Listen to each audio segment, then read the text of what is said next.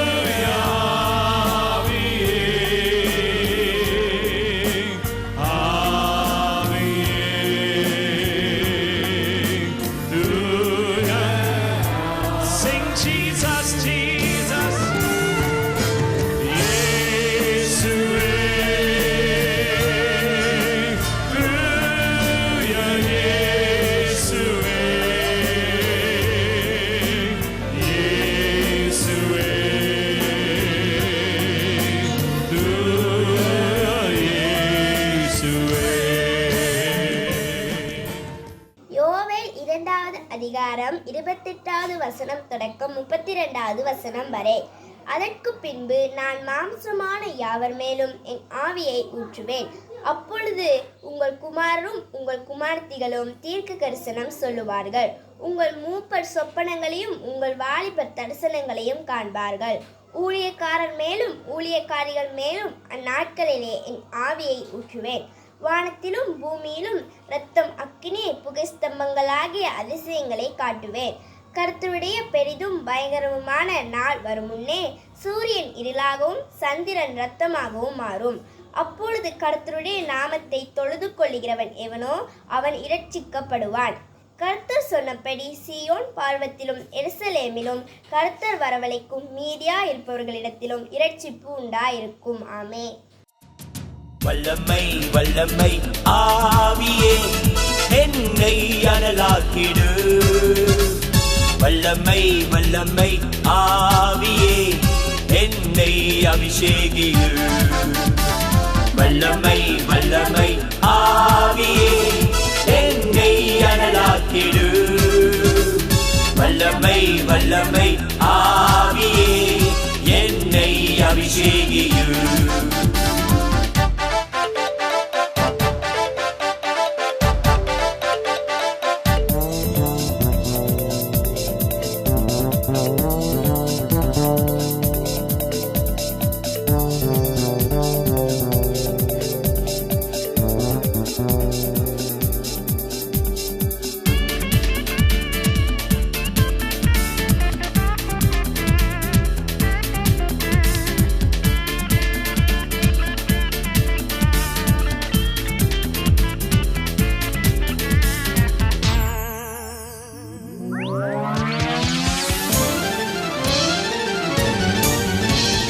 சாத்தானின் கோட்டையை முறியடிக்க வல்லமை தாருமே.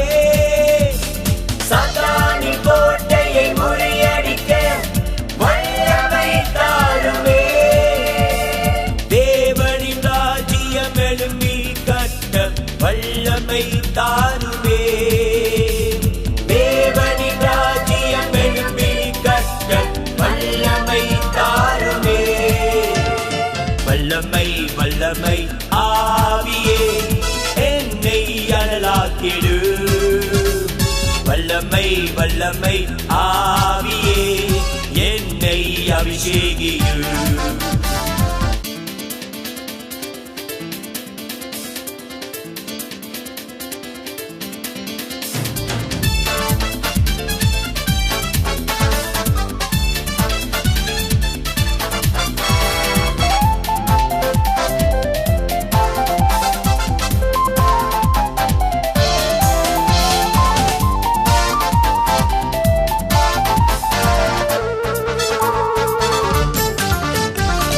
ஆவியின் வரங்களினால் என்னை நிரப்பிடு.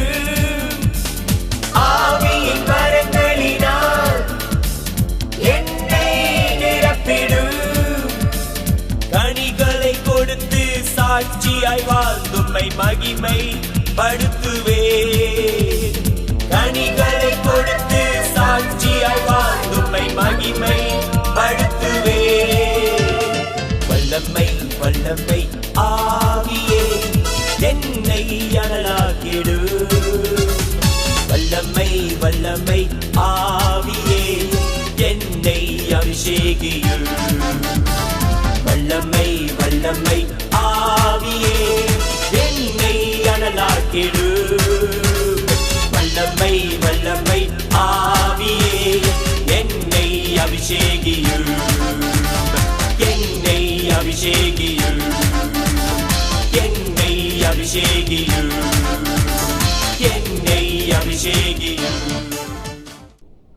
அப்போஸ்தலர் 2ஆம் அதிகாரம் 1ஆம் வசனம் தொடக்கம் 6ஆம் வசனம் வரை. பெந்தகோஸ்தே எனும் நாள் வந்தபோது அவர்கள் எல்லாரும் ஒருமனப்பட்டு ஓரிடத்திலே வந்திருந்தார்கள். அப்பொழுது பலத்த காற்று அடிக்கிற முழக்கம் போல வானத்தில் இருந்து சடிதியான ஒரு முழக்கம் உண்டாகி அவர்கள் உட்கார்ந்திருந்த வீடு முழுவதையும் நிரப்பிற்று. அல்லாமலும் அக்கினிமயமான நாவுகள் போல பிரிந்திருக்கும் நாவுகள் அவர்களுக்கு காணப்பட்டு அவர்கள் ஒவ்வொருவரும் மேலும் வந்து அமர்ந்தது. அவர்கள் எல்லாரும் பரிசுத்த ஆவியினாலே நிரப்பப்பட்டு ஆவியானவர் தங்களுக்கு தந்தருளின வரத்தின்படியே வெவ்வேறு பாஷைகளிலே பேசத் தொடங்கினார்கள். வானத்தில் கீழிருக்கிற சகல தேசத்தாரிலும் இருந்து வந்து தேவ பக்தியுள்ள யூதர்கள் அப்பொழுது எருசலேமிலே வாசம் பண்ணினார்கள். அந்த சத்தம் உண்டான போது திரளான ஜனங்கள் கூடி வந்து தங்கள் தங்கள் பாஷையிலே அவர்கள் பேசுகிறதை அவரவர்கள் கேட்டபடியினாலே கலக்கமடைந்தார்கள். ஆமென். ஆண்டவராகிய இயேசுவின் நாமத்தில் இந்த பெந்தகோஸ்தே ஞாயிற்றுக்கிழமை அன்று உங்கள் அனைவரையும் இயேசுவின் நாமத்தில் வாழ்த்தி வரவேற்கின்றேன். இயேசு வாக்குத்தத்தம் பண்ணியிருந்த பரிசுத்த ஆவியானவர் கொடுக்கப்பட்ட இந்த நாள் அல்லது அவரது வருகையை நாம் நினைவில் கொள்ளும் மிக முக்கியமான நாளாக இந்த நாள் காணப்படுகின்றது.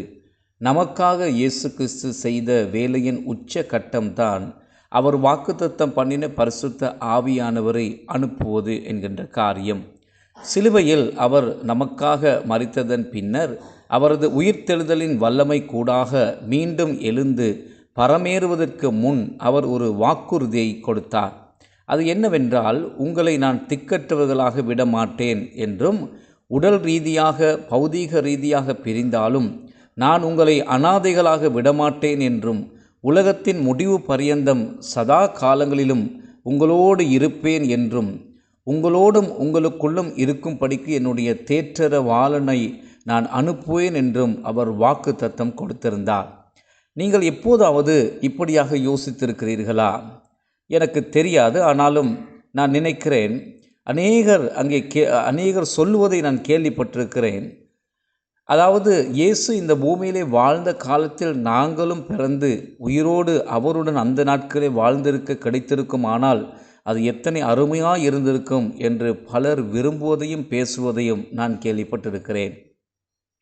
ஆனாலும் இயேசு தம்முடைய சீஷர்களிடம் கூறுகிறார், நான் போவது உங்களுக்கு நல்லது, அப்பொழுதுதான் பரிசுத்த ஆவியானவருக்கு வர முடியும் என்று இயேசு கூறுகிறார். இயேசு இங்கே சரீர பிரகாரமாக இருந்தபோது அவர் இன்னும் ஒரு நபரில் மட்டுமே இருந்தார். ஆனால் இப்போது ஆவியின் வருகையோடு ஆவியானவர் ஒரே நேரத்தில் நம் அனைவருடனும் நம் அனைவருக்குள்ளும் இருக்க முடியும். அது அவர் சரீர பிரகாரமாக இங்கே உலகத்தில் இருந்ததை விட முற்றிலும் மாறுபட்ட யதார்த்தம் அல்லது மிகப்பெரிய ஒரு பாக்கியம் என்று கூட நமக்கு இதை சொல்லலாம். பரிசுத்த ஆவியானவரின் வருகையானது உண்மையிலே இயேசு செய்த அனைத்து காரியங்களின் முழுமையும் நிறைவேறுதலுமாக இருப்பதோடு அவர் பரலோகத்துக்கு எடுத்து கொள்ளப்படுவதோடு பொழிந்தருளப்பட போகும் தேவனுடைய வாக்குத்தத்தமாக கூட இது காணப்படுகின்றது. காலத்தின் அடிப்படையில் நாம் இதை புரிந்து கொள்ள முற்படுவோமானால், உண்மையிலே இயேசு மரித்தோரிலிருந்து உயிர்த்தெழுந்து ஏறத்தாழ 50 நாட்கள் ஆகியிருந்தது. உங்களுக்கு நினைவிருந்தால், அப்போஸ்தல புத்தகத்தின் தொடக்கத்திலே இயேசு மரித்தோரிலிருந்து உயிர்த்தெழுந்த பிறகு 40 நாட்களுக்குள் பல சந்தர்ப்பங்களில் தம்முடைய சீஷர்களுக்கு அவர் தன்னை காண்பித்து தான் உயிரோடு இருப்பதாக அவர்களுக்கு காண்பித்ததை குறித்து லூக்கா பேசுவதை நாம் பார்க்கின்றோம். பின்னர் அப்போஸ்தலர் 2வது அதிகாரத்தில் நாம் பார்க்கும் விதமாக இந்த சம்பவம் நடைபெறுகிறது. அதாவது அவர் அவர்களுக்கு சொன்னார், நீங்கள் போய் எருசலேமிலே காத்திருங்கள். அவ்வாறு காத்திருக்கும் போதுதான் இந்த சம்பவம் நடைபெறுகின்றது. இயேசு பரலோகத்துக்கு ஏறி சென்றதன் பின்பதாக 10 நாட்கள் கழித்து தான் இந்த சம்பவம் இடம்பெறுகின்றது. எனவே இந்த பெந்தகோஸ்தே ஞாயிற்றுக்கிழமை கொண்டாடும் போது அந்த 50 நாட்களை நாம் எப்படி கணிப்பது என்றால், அவர் உயிர்த்தெழுந்ததிலிருந்து 50 நாட்களை நாம் கணக்கு பார்த்து அதிலிருந்தே அந்த 50வது நாளிலே பெந்தகோஸ்தே நாளை நினைவு கூறுகின்றோம். இப்போது நாம் பார்த்து கொண்டிருக்கும் அப்போஸ்தலர் 2வது அதிகாரத்தில் குறிப்பிடப்பட்டுள்ள அந்த பரிசுத்த ஆவியானவருடைய மிகவும் தனித்துவமான மற்றும் ஆச்சரியமான வருகையையும், இந்த முழு நிகழ்வு நடந்தபோது இதை அனுபவித்தவர்களுக்கு அந்த அனுபவம் எப்படி இருந்திருக்கும் என்பதையும் நாம் இங்கே பார்க்க போகின்றோம். இந்த நிகழ்வு அவர்களுக்கு மிகவும் தனித்துவமான ஒரு அனுபவமாக இருந்தாலும் இன்றைக்கும் நம் வாழ்க்கைக்கு தேவையான அநேக பயன்பாடுகள் இதில் இருக்கிறது. எனவே இதை பற்றி சிந்திக்கும் போது இதை எவ்வாறு நம் வாழ்வோடு பொருந்த பண்ணுவது என்பதை நான் காண்பிக்க விரும்புகின்றேன். அப்போஸ்தலர் புத்தகத்தின் 2ஆம் அதிகாரமானது பெந்தகோஸ்தே நாள் எப்போது வந்தது என்பதை விளக்கப்படுத்தி கூறுவதற்கூடாக ஆரம்பிக்கின்றது. இதை பற்றிய முழு விவரங்களை கூறுவதற்கு இப்போது எனக்கு நேரமில்லை. ஆனால் பெந்தகோஸ்தே பண்டிகை என்பது யூத மார்க்கத்துடன் தொடர்புடைய ஒன்றாக காணப்படுகின்றது. இது ஒரு யூத மத பண்டிகையாக கூட அங்கே கொண்டாடப்பட்டு வந்தது.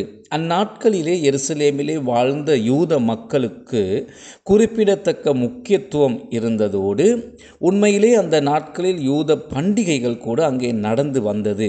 எருசலேமில் இன்னும் அநேக யூத மக்கள் இருந்ததால் அவர்களுடைய பண்டிகைகளும் நடந்து வந்தது. எனவே பெந்தகோஸ்தே பண்டிகையும் அதனுடன் நேரடியாக இணைக்கப்பட்டிருந்தது. மீண்டும் நமக்கு அதிகம் நேரம் இந்த பிரசங்கத்திலே இல்லாதபடினாலே நான் அதை விளக்கப்படுத்த இங்கே நேரத்தை எடுத்துக்கொள்ளப் போவதில்லை. பெந்தகோஸ்தே என்னும் நாள் வந்தபோது அவர்கள் அனைவரும் ஒருமனப்பட்டு ஓர் இடத்திலே கூடியிருந்தார்கள் என்று வேதத்திலே நாங்கள் வாசிக்கின்றோம். இயேசு பரமேறுவதற்கு முன்பதாக அவர் அவர்களை பார்த்து, நீங்கள் போய் எருசலேமில் காத்திருங்கள் என்று கூறியிருந்தார். அவர்கள் இந்த 10 நாட்களாக காத்திருந்து ஒருமனப்பட்டு ஓர் இடத்தில் ஒன்றாக கூடி ஜெபித்து கொண்டிருந்தார்கள்.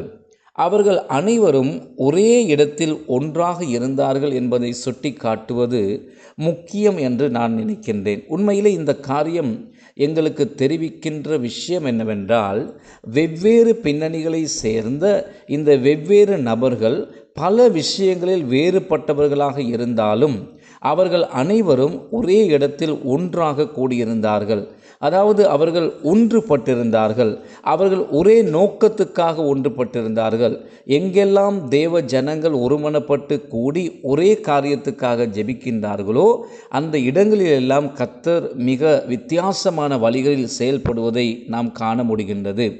அத்தகைய ஜெபத்துக்கு அவர் பதில் கொடுக்கிறவராக கூட இருக்கிறார். தானும் பிதாவும் ஒன்றாக இருப்பது போல நாமும் அவருடன் ஒன்றாக இருக்க வேண்டும் என்று இயேசு பூமியில் இருந்த நாட்களிலே ஜெபித்ததை நாங்கள் நினைவு கூறுவது நல்லது. நாம் ஐக்கியமாக ஒருவருக்கொருவர் ஒற்றுமையாக இருப்பதைத்தான் இயேசு விரும்புகின்றார். இப்போது அதனுடைய அர்த்தம் நமக்குள் வேறுபாடுகள் இருக்க முடியாது, அல்லது பன்முகத்தன்மைக்கு இடமில்லை, அல்லது ஒற்றுமை என்றால் எல்லாவற்றுக்கும் இணங்குவது என்கின்ற அர்த்தங்கள் கிடையாது. நாம் வெறும் ரொபோக்களும் கிடையாது. ஆனால் இயேசு கிறிஸ்துவின் மீதுள்ள விசுவாசத்தினாலும் அவர் மீது நாம் கொண்டுள்ள ஐக்கியத்திலும் வாழ வேண்டும். அந்த ஐக்கியம் இருக்கும் இடத்தில் மற்றும் அத்தகைய ஒற்றுமையும் ஒருமித்த எண்ணமும் இருக்கும் இடத்தில் தான் கர்த்தர் மிக சிறப்பான வழிகளிலே செயல்பட முடியும். இங்கேயும் அப்படிப்பட்ட ஒரு சம்பவம் தான் நடக்கிறது. 2வது வசனத்தில் நாம் பார்க்கணும், திடீரென்று ஒரே கணத்தில் அல்லது ஒரு சந்தர்ப்பத்தில் திடீரென்று இங்கே ஒரு காரியம் நடந்ததாக இந்த வசனம் கூறுகிறது. இருந்தாலும் இது ஒரு தற்செயலான அல்லது எதேர்ச்சியான ஒரு சம்பவம் கிடையாது. யூத மக்களுக்கு இது ஒரு குறிப்பிடத்தக்க ஒரு விசேஷ காலகட்டமாக இருந்தது. சரியான நேரத்தில் இது நடந்தது என்பதையும் நமக்கு திட்டவட்டமாக கூற முடியும். ஆனால் கர்த்தர் கிரியை செய்யும் போது திடீரென்று சில காரியங்கள் நடக்கும். கர்த்தர் கிரியை செய்த போது வானத்திலிருந்து ஒரு பலத்த காற்று வீசுவது போல ஒரு சத்தமும் காற்றும் உண்டாகி அவர்கள் அமர்ந்திருந்த வீடு முழுவதையும் நிரப்பிற்று. எனவே முதலாவதாக அவர்கள் ஒரு சத்தத்தை கேட்டார்கள். அந்த சத்தத்தை அவர்கள் ஒரு பலத்த காற்றின் சத்தத்துக்கு ஒப்பிடுகிறார்கள். அது ஒரு பலத்த காற்று என்று அவர்கள் சொல்லவில்லை, அல்லது வேதம் சொல்லவில்லை. மாறாக பலத்த காற்றை போல ஒரு சத்தம் என்று கூறப்படுகிறது. தாங்கள் தங்கியிருந்த இடத்தை உடைத்து அழித்து போடக்கூடிய ஒரு சூறாவளியோ சுழல் காற்றோ இது கிடையாது. இது வளமையான ஒரு காற்றும் அல்ல, ஆனால் அதன் சத்தம் ஒரு காற்றின் சத்தத்தை போல் இருந்தது. குறிப்பாக ஒரு பலத்த காற்றின் சத்தமாக அது இருந்தது. நீங்கள் எப்போதாவது ஒரு பலத்த காற்றின் சத்தத்தை கேட்டிருக்கிறீர்களா என்று எனக்கு தெரியாது. ஆனால் இது ஒரு தீவிரமான பலத்த சத்தமாக இருந்தது. இங்கே உண்மையில் விவரிக்கப்படுவது என்னவென்றால், இந்த தருணத்துக்கு ஒரு தீவிரத்தன்மை இருக்கின்றது என்பதுதான். பரிசுத்த ஆவியானவருடைய வருகையில் ஒரு தீவிரமும் இருக்கிறது, ஒரு ஆற்றல் அல்லது வலிமை இருக்கிறது. ஆனால் அது ஒருபோதும் அழிக்கும் சக்தியை கொண்டதல்ல. பரிசுத்த ஆவியானவர் தனது வேலையில் மிகவும் மென்மையானவர். ஆனால் அவர் வருகையில் ஒரு தீவிரத்தன்மையும் வல்லமையும் இருக்கும். பரிசுத்த ஆவியானவர் வரும்போது அது திடீரென்று சில மாற்றங்களை ஏற்படுத்துகிறது. அது தீவிரமான ஒரு செயல்பாடு என்பதை நாம் நினைவில் கொள்ள வேண்டும். ஆனால் நடந்தது என்னவென்றால், வானத்திலிருந்து பலத்த காற்று வீசுவது போல ஒரு சத்தம் வந்து அவர்கள் அமர்ந்திருந்த வீடு முழுவதையும் நிரப்பிற்று. பின்னர் 3வது வசனம் அவர்கள் பார்த்த ஒரு காரியத்தை பற்றி கூறுகிறது. எனவே முதலில் அவர்கள் கேட்டார்கள், இப்பொழுது அவர்கள் ஒரு காரியத்தை பார்த்தார்கள். அதாவது அக்கினிமயமான நாவுகள் பிரிந்து அவர்கள் ஒவ்வொருவர் மீது வந்து அமர்வதை போல ஒரு காரியத்தை, ஒரு காட்சியை அவர்கள் கண்டார்கள். அவர்கள் கண்ட இந்த காரியம் மிக மிக சுவாரஸ்யமான ஒரு காரியமாக இருந்தது. அக்கினிமயமான நாவுகள் பிரிந்து அவர்கள் மேல் வந்து அமர்வதை அவர்கள் கண்டார்கள். அந்த நேரத்தில் பரிசுத்த ஆவியானவர் அவர்கள் மேல் வந்ததற்கு ஒரு அடையாளமாக இது இருந்தது. அவர்கள் அனைவரும் பரிசுத்த ஆவியினாலே நிரப்பப்பட்ட போது வெவ்வேறு பாஷைகளிலே பேசத் தொடங்கினார்கள். எனவே பிற மொழியை கற்றுக்கொள்ளாமலே அவர்கள் திடீரென்று அந்தந்த பாஷைகளை பேச ஆரம்பித்தார்கள். இது மிக முக்கியமான ஒரு காரியம். ஏனென்றால் 5வது வசனம் கூறுகிறது, வானத்தின் கீழ் உள்ள ஒவ்வொரு தேசத்தில் இருந்தும் தேவனுக்கு பயந்த யூதர்கள் யாவரும் எருசலேமிலே கூடியிருந்தார்கள் என்பதாக அந்த வசனம் நமக்கு சொல்லுகிறது. எல்லாரும் தங்கள் தங்கள் சொந்த மொழியில் பேசுவதை கேட்டபோது எல்லோரும் குழப்பமடைந்து அவ்விடத்துக்கு கூடி வந்தார்கள். அதனால் அவர்கள் எந்த நாட்டிலிருந்து வந்திருந்தாலும் எந்த மொழியில் பேசினாலும் கூடி வந்தவர்களுக்கு நற்செய்தியை தெரிவிக்கக்கூடியதாக அந்த சூழ்நிலை இருந்தது. தேவன் நம் மொழியை பேசுகிறார் என்பது ஒரு முக்கியமான ஒரு விஷயம். உலகம் முழுவதும் நாம் செய்யும் பணிகளிலே இந்த பணியும் ஒன்று. மக்களின் தாய்மொழி அர்த்தமுள்ளதாகவும் அவர்களுக்கு நிறைய அர்த்தத்தை கொடுப்பதாகவும் இருப்பதாலே நமது சீஷத்துவ சிறு புத்தகங்களை கூட நாங்கள் அவர்களுடைய மொழிகளிலே மொழிபெயர்த்து வருகின்றோம். தங்கள் மொழியில் அறிவிக்கப்படும் நற்செய்தியை அவர்கள் கேட்கும் போது அது அவர்களின் இதயத்தோடு பேசுவது போல இருக்கும். மேலும் மக்கள் அதை கேட்டு மிகவும் நெகிழ்ச்சி அடைவார்கள், தேவ வார்த்தையை கொண்டு தொடப்படுவார்கள். காரணம், கர்த்தர் அவர்களோடு நேரடியாக பேசுவதற்கு அது இலகுவாக இருக்கும். காரணம், அவர்கள் தெரிந்த தங்களுடைய சொந்த மொழியிலே வார்த்தை பேசப்படும் போது அவர்களுடைய உள்ளங்கள் தொடப்படும். எனவே இது மிகவும் அழகான விஷயம். மேலும் சமீப காலத்திலிருந்து நான் மற்ற மொழிகளில் இருக்கும் அங்கே ஆராதனை கீதங்கள், பாடல்களை, அந்த இசைகளை நான் கேட்டு வருகின்றேன். நான் மற்ற மொழிகளில் இயற்றப்பட்ட ஆராதனை பாடல்களை கேட்க அதிக விரும்புகிறேன். கர்த்தர் நம்முடன் மிகவும் தனித்துவமான விதத்திலே இடைப்படுகின்றார் என்பது எத்தனை ஒரு அருமையான அழகான காரியம் என்று பாருங்கள். இந்த தியானத்திலிருந்து நான் என் வாழ்க்கைக்கு எடுத்துக்கொள்ள விரும்புவது என்னவென்றால், பரிசுத்த ஆவியானவர் நம் வாழ்விலும் இவ்விதமாக கிரியை செய்ய வேண்டும். நாம் பரிசுத்த ஆவியினால் நிரப்பப்பட வேண்டும். அவர் நம் இருதயங்களை தொட வேண்டும், நம் இருதயங்களை அரவணைக்க வேண்டும், நம்மை செயல்படுத்த வேண்டும். மற்றவர்களுக்கு பிற மொழிகளில் கூட நற்செய்தி அறிவிக்க நம்மை தூண்ட வேண்டும். அத்தகைய ஒற்றுமை இருப்பதும், இயேசுவே நற்செய்தி உலகம் முழுவதும் பரப்புவதற்காக தேவ ஜனங்கள் ஒன்று கூடுவதும் எத்தனை அழகான விஷயம். அடுத்த வாரம் நாங்கள் இதை பற்றி இன்னும் மேலதிகமாக நாங்கள் பேசுவோம், பார்ப்போம். இப்பொழுது கர்த்தர் தாமே இந்த வசனத்துக்கூடாக உங்களை ஆசீர்வதிப்பாராக. ஆமேன். வல்லமையின் ஆவியானவர் என்னுள் வந்துவிட்ட காரணத்தினா பொல்லாத சாத்தான ஒரு சொல்லால விரட்டி விட்டே. வல்லமையின் ஆவியானவர் என்னுள் வந்துவிட்ட காரணத்தினா பொல்லாத சாத்தான ஒரு சொல்லால விரட்டி விட்டே.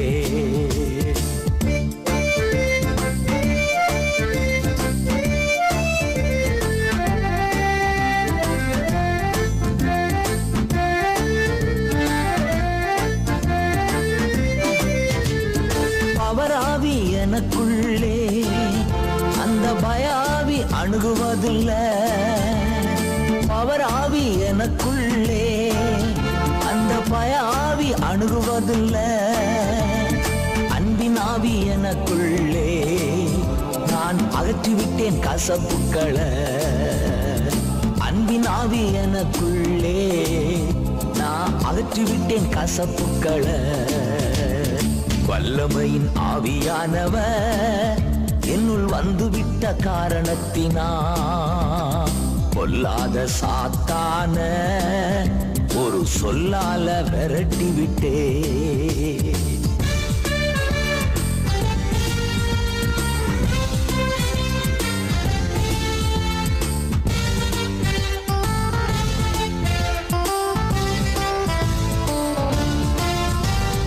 கட்டுப்பாட்டின் ஆவியானவர் என்ன கண்ட்ரோல் பண்ணி நடத்துகிறார். கட்டுப்பாட்டின் ஆவியானவர் என்ன கண்ட்ரோல் பண்ணி நடத்துகிறார். இஷ்டம் போல அலைவதில்லை, அவர் சித்தம் செய்து வாழ்பவன் நான். இஷ்டம் போல அலைவதில்லை, அவர் சித்தம் செய்து வாழ்பவன் நான். வல்லமையின் ஆவியானவர் என்னுள் வந்துவிட்ட காரணத்தினா பொல்லாத சாத்தான ஒரு சொல்லால விரட்டி விட்டே.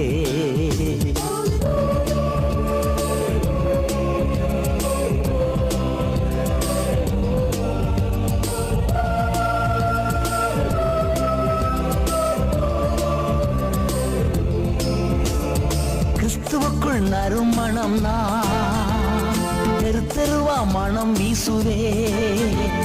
கிறிஸ்துவுக்குள் நறுமணம் தெரு தெருவா மனம் வீசுவே.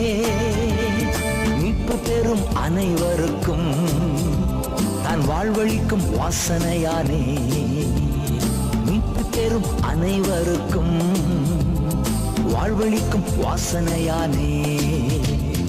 வல்லமையின் ஆவியானவர் என்னுள் வந்துவிட்ட காரணத்தினா பொல்லாத சாத்தான ஒரு சொல்லால விரட்டி விட்டே.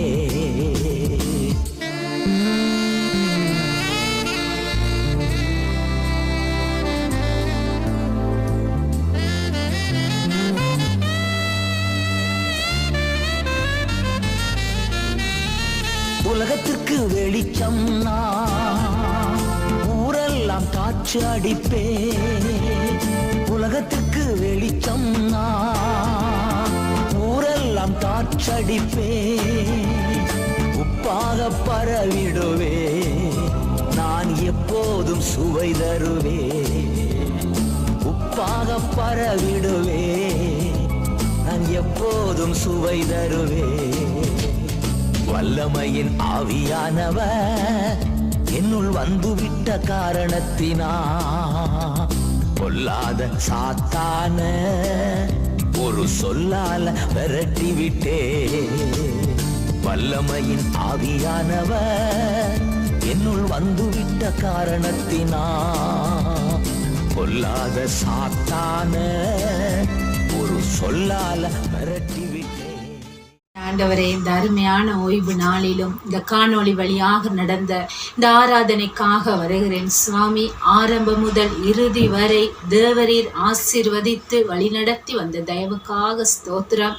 தொடர்ந்தும் சுவாமி இந்த ஆராதனையிலே நடந்த பாடிய பாடல்கள் இன்னுமாக வாசித்த ஒவ்வொரு வேதாகம பகுதிகளும் இன்னுமாக உம்முடைய வார்த்தைகள், ஜெபித்த ஜெபங்கள் எல்லாவற்றையும் உம்முடைய சமூகத்திலே ஒப்பு கொடுக்கிறேன்.